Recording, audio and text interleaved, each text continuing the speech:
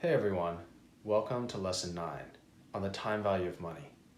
Last time we had talked about opportunity costs, and the time value of money is just a specific application of opportunity costs, and one that we've already started exploring with the third example of what you might do with your savings. And we're going to be looking at that example even more closely to explain the time value of money. And so for opportunity cost last time, I started with a quote, which was, "You can't have your cake and eat it too." It just means you take one decision, you gave up another decision, right? If you choose to eat your cake, it's gone. If you don't choose to eat your cake, then you can't eat it. Today's quote is, "A bird in the hand is worth two in the bush," which just means, if you're a hunter and you caught one bird in your hand, that's more valuable to you than knowing or seeing that there's two in the bush, but that you haven't captured. And that's really the essence of the time value of money, which is what is more certain and what I have today is worth more than what is in the future and what is promised and things that are more uncertain. So if we go back to our example, right, let's say we had $100 saved up, and we have multiple options with what to do with that 100, right? We could consume, spend the $100, we could continue saving the 100, we could lend it the 100, or we can invest it in some business or enterprise. So let's say we decide to save, right? So in the present, what's certain is we have this $100, and as we move further into the future, we can't predict what's going to happen in the future, so things become more uncertain the further out they are, right? So let's say the first option is I'm just going to choose to save it. And so this is the least uncertain result with what I do with this $100. If I save it, then let's say today, in the present, I'm at year 0, and here I'm going to have year 1, year 2, year 3, and so on. So, every year, if I save it, I'm just going to have the same $100, right? Whatever year it is. And so there's no change. Now, that's pretty safe. Let's say I choose to move down the risk curve or go out further in the risk curve or risk spectrum and take on more risk and things that are more uncertain. I could lend it. So if I lend it, there are a variety of borrowers, right? I could lend it to the government, who promises to pay me back based on the taxes that it collects. I could lend it to individuals who are promising to pay it back from their wages, what they earn in wages in the future. I could lend it to businesses who will promise to pay it back in some form based on their earnings from selling their products, right? So lending to each of them has their own risks and rewards and different structures, right? They could pay me back in different ways. So I could lend it to government, businesses, or individuals. I'm just going to abbreviate there.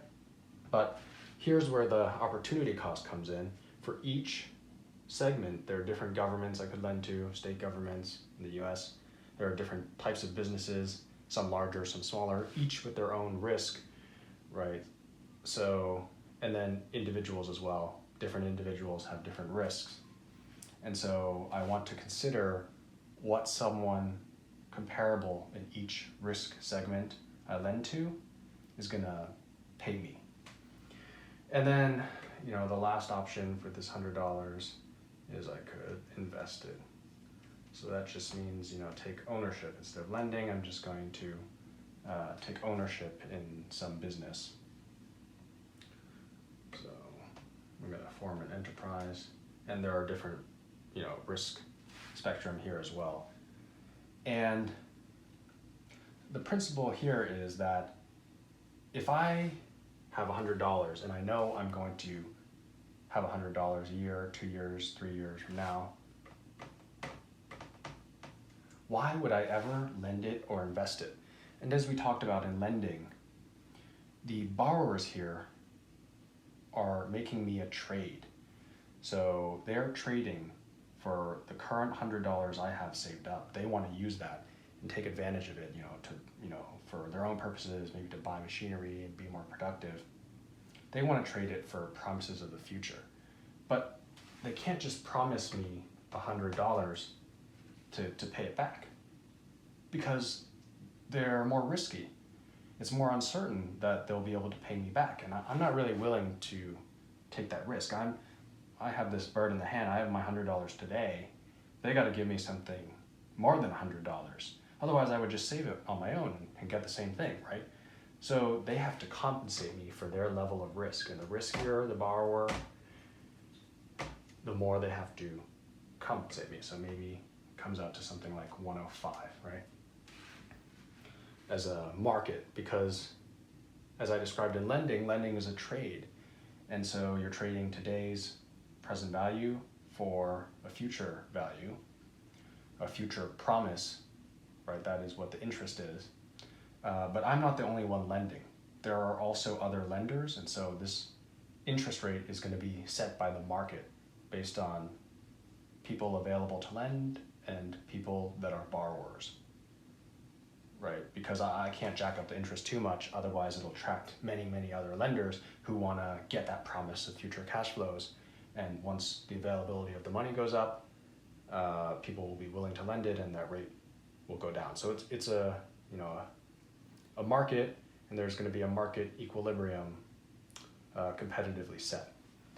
And so clearly lending is a more uncertain prospect than just me saving it, and so that's why the interest goes up. And let's say investing it is even riskier.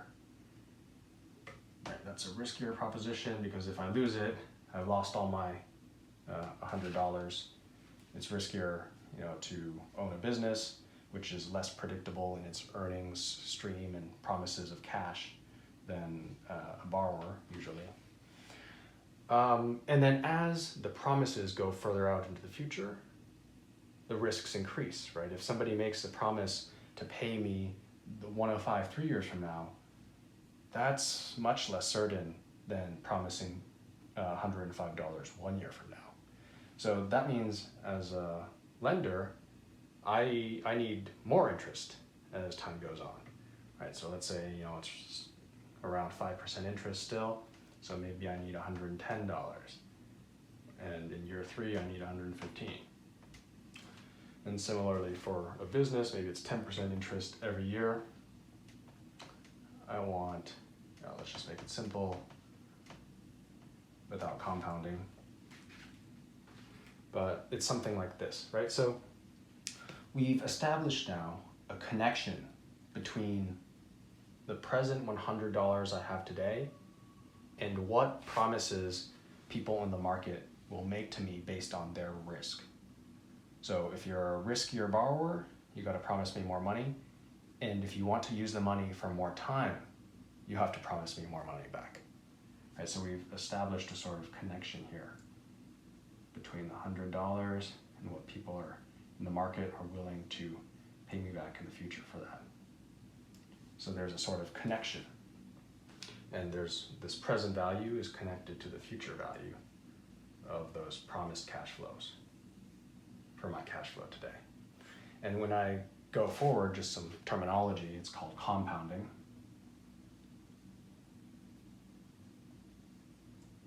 And then when I go back, it's called discounting.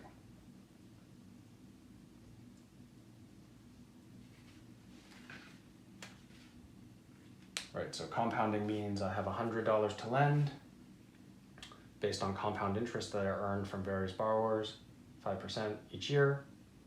What will that give me in the future? My $100 will grow to $105 in year 1 based on some entity I lend to.